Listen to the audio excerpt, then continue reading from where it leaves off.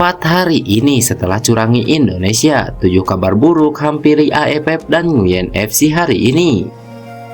Namun sebelum kita bahas videonya, alangkah baiknya jika kalian subscribe dulu channel ini agar kalian gak ketinggalan informasi menarik seputar timnas Indonesia setiap harinya.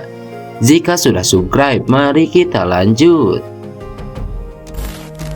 Seperti yang kita ketahui, timnas Indonesia U23 gagal mengangkat trofi setelah kalah oleh Vietnam di partai final melalui babak adu penalti. Hernando dan kolega harus takluk 6-5 di babak adu penalti. Namun, terlepas dari hasil pertandingan itu, wasit yang memimpin pertandingan itu menjadi sosok yang paling disorot oleh berbagai pihak. Hal ini tidak lepas dari banyaknya keputusan kontroversi yang diberikan sepanjang laga. Banyak yang menganggap jika wasit memihak pada Vietnam sehingga memberikan banyak keputusan yang merugikan Indonesia. Salah satunya di babak kedua saat pemain Vietnam yakni Nguyen Hong Phuc melakukan aksi pemukulan pada bek kiri timnas Indonesia U23 Haikal Al-Hafiz. Alih-alih meniup peluit dan memberikan kartu, wasit justru tak bergeming dan membiarkan kejadian tersebut. Selain itu, ada pula momen di mana serangan balik skuad Garuda melalui James Kelly Stroyer dianggap offside. Padahal jika dilihat kembali, James Kelly Stroyer berada jauh di belakang garis pertahanan Vietnam. Banyaknya keputusan kontroversi yang dilakukan Hiroki Kasahara ini membuat banyak rumor bertebaran. Salah satunya adalah desas-desus jika wasit asal Jepang itu telah dibayar untuk mempersulit langkah timnas Indonesia untuk menjadi juara. Beranjak dari kecurangan AFF dan aksi brutal para pemain Vietnam yang terkesan dibiarkan, 7 kabar buruk ini langsung hampiri AFF yang bisa berdampak kehancuran AFF di masa yang akan datang.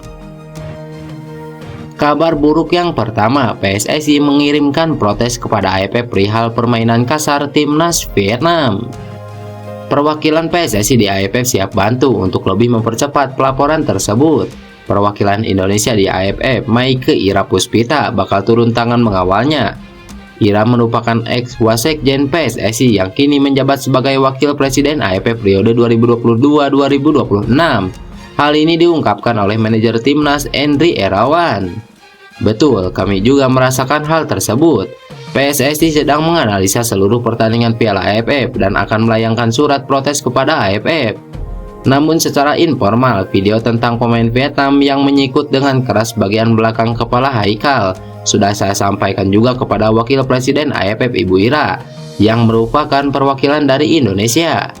Kami sangat menyayangkan wasit tidak jeli atas kejadian tersebut karena bisa membahayakan keselamatan pemain kita. Menurut beliau, Ibu Ira sudah di follow up ke rekan-rekan beliau di AFF. Mudah-mudahan nantinya akan direspon oleh AFF, ujar Endry Erawan. Kabar buruk yang kedua buat AFF, Malaysia kecam aksi kasar pemain Vietnam. Aksi kasar dan kontroversial Nguyen Hong Phuc itu sontak disorot oleh warga Malaysia dan media Malaysia makan bola. Media ini menilai kelakuan tak terpuji pemain timnas Vietnam U23 itu jadi perhatian di ajang tersebut. Pemain Vietnam sikut kepala bintang Indonesia jadi perhatian. Tindakan pemain Vietnam U23 Nguyen Hong Phuc menyikut kepala pemain timnas Indonesia U23 jadi perhatian di Piala AFF dan PSSI harus tegas, ungkap media Malaysia makan bola. Kabar buruk yang ketiga, manajer timnas Indonesia Sumarji mempertimbangkan ulang keikutsertaan timnas Indonesia untuk turnamen yang ada di bawah naungan AFF. Kalau wasit, jujur saja kemarin ada beberapa hal yang mungkin ada catatan dari kita dan itu jujur saja. Mungkin perlu juga kita evaluasi bagaimana keikutsertaan kita di AFF karena wasit seperti itu. Mungkin perlu kita koreksi ke depannya, ujar Sumarji. Kabar buruk yang keempat, bos MU Ahsanul Kossasi minta timnas Indonesia harus mempertimbangkan keluar atau tetap ikut serta dalam ajang Piala AFF. Pernyataan Ahsanul Kossasi ini tidak lepas dari pertandingan Indonesia versus Vietnam dalam laga final Piala AFF U23. Permainan berjalan panas, terlebih pemain Vietnam Nguyen Hong Phuc melakukan pelanggaran keras. Ahsanul Kossasi menilai tindakan Nguyen Hong Phuc ini tidak terpuji. Ia berpendapat seharusnya Vietnam dijatuhi sanksi. Apabila sanksi tak dijatuhkan, Ahsanul Kossasi meminta timnas Indonesia mempertimbangkan keikutsertaannya dalam Piala AFF. Kabar buruk yang kelima buat AFF, pelatih timnas Indonesia Sintayong kecam AFF tak akan maju. Pelatih Timnas Indonesia U23 Sintayong ternyata masih sebal dengan kepemimpinan wasit di Piala AFF U23. Ia masih saja kecewa meski sudah tiba di tanah air. Memang AFF ini diadakan karena tujuan yang baik, friendly match biar bisa ada perkembangan sepak bola ASEAN. Tapi saya sampai sekarang masih bingung wasit kenapa menghancurkan pertandingan yang tujuannya baik seperti ini.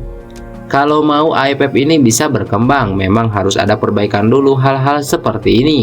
Jadi ya, saya harap pasti AFF kedepannya semoga bisa lebih adil dan tidak memihak satu tim, ujar Sintayong. Kabar buruk yang keenam, Pak Hang-seo minta AFF dibubarkan saja.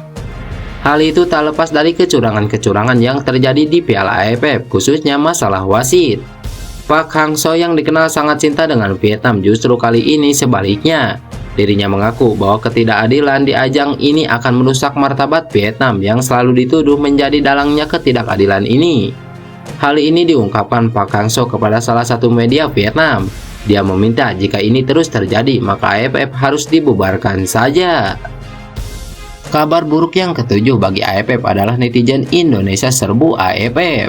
Kecurangan yang terjadi di Piala AFF lantas membuat para pencinta sepak bola Indonesia semakin murka terhadap AFF. Hal itu terlihat di akun-akun resmi AFF yang dianggap sebagai ajang terburuk sepanjang sejarah.